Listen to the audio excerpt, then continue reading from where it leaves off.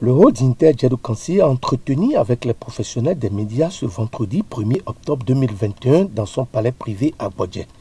Secrétaire national du collège des hauts dignitaires du culte endogène du Bénin, régent de la commune de Grand Popo.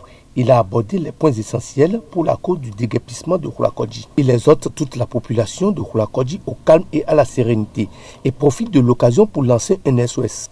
Au nom des peuples Hula, Huela, Hulenu, oui, Hulenu, au nom de ces peuples, nous remercions le Père de la Nation pour l'assouplissement qu'il a donné. Il a accepté le déguerpissement pour le 15 octobre. Nos remerciements vont droit à un fils Hula, un fils Gain, un fils Hueda, le ministre de l'Environnement, qui s'est jeté et qui a tout donné. Oui, c'est vrai. Il y a 3 siècles de cela, son ancêtre avait joué le même rôle pour le peuple Hula Hueda. Aujourd'hui, c'est le fils. Quel hasard, quelle coïncidence. Non. Dieu a tout programmé.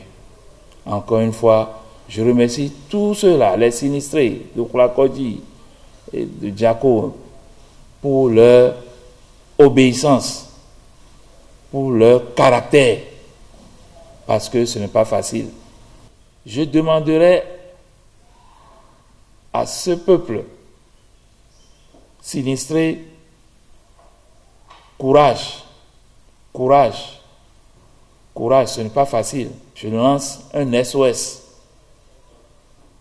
à tous ceux-là de bonne volonté qui pourront venir en aide. Alors, c'est le moment de nous entraider. Nous ne sommes pas en guerre au Bénin. Il n'y a pas calamité, non. C'est juste un déménagement. Pourquoi ne pas récupérer son prochain? Pourquoi ne pas aider l'autre? Le bonheur se partage. Le service est divin. Dieu a créé les anges pour nous venir en aide. Pourquoi pas entre hommes ne pourrions-nous pas s'entraider? Majesté, mi décolle, mi décolle, Aignon, et mi coup de misaï, Aignon. Et Rodi, oui, mi c'est nous on kamegome. Hulakodji di deleo. Na de ndo gbe le ndo po. Wezon novi Yo. Acheno, ko no roba. Ko zantan we. Gbe lo po o mi tetere do. Mi eto to ga. Hulakodji vie, un poto non lo, Hulakodji vie. Mi e novi, mi e vi gole kode. Yi ministre de l'Environnement. Il on tete wan tete nami. Nande na ete wa ruo. Il loe. Oui, t'as Vo mignon tola me milea. E mena en un bleo. Me de no nyo fine me alele. Vo mi dekpe. Mi eto Baptiste Talon. E se nou bon menami. Mi eto Baptiste Talon. E go nami kwasila omowe. Pe azansi aton na esun kenami to edi gbeti yo azansi aton ni te an hotel onu do gbe fa bon lo ro kan kan ji be ejuro na no mena olon bonai video mena do ko mi te me ya me do ko ame yen le zanu yo cho àwọn mbale odo chanton le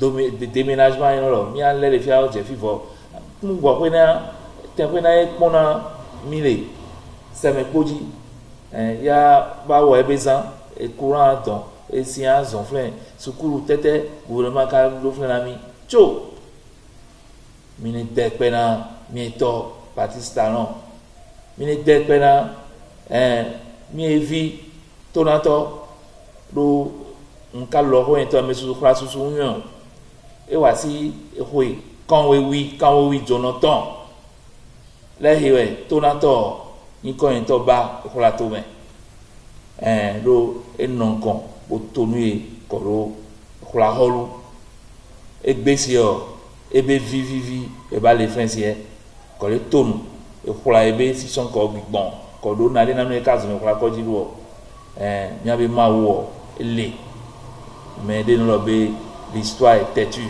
mi gole sen quand Franta Flache be Hall des Arts centre de promotion de l'artisanat kolo in Africa mi yon lo be ya bien mele menele be ka jira fin le ko ka wa ngbo to wa sin ngbo d'ici fin d'année mi vie pour yin me tete do flen akọ pon pour la vie gole flen do donc yene setonu yene na gouvernement lo yene 14 ouais décembre fin décembre ko ya tonu ki hotel yene wasi do na mi be vie mi togbo vie ya wa do be gbero majesté ago e ya de rele kwakoji ya de rele jako e holokpo eyin ho nduruma kamise na nyatena ekulale pejiwe kene vese me na do for economy de metolo kolokwe nyona no weleme le ye dideleme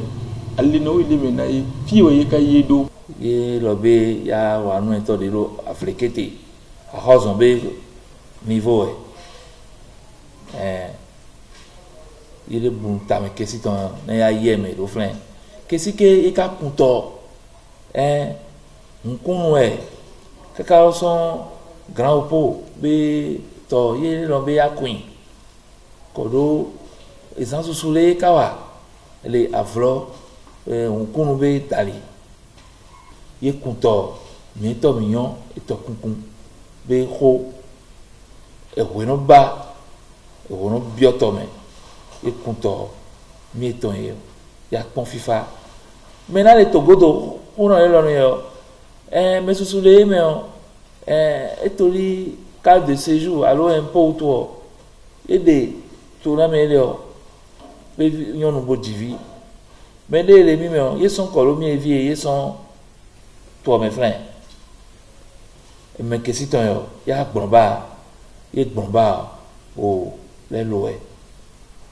ntete pe aso pepe ropo mi pon que si ton le kolare mi ayon be yele se mi be ko yele se mi be avibe que si que mi vi na le kodo président mi to parti stalon yele ofun ko nami bleu ntete pe ayon be ko va si nyon mi na ngi ka bio me ropo mi eton be mi ne khode na to na fa no wa ba nenu ya ba atenami kaka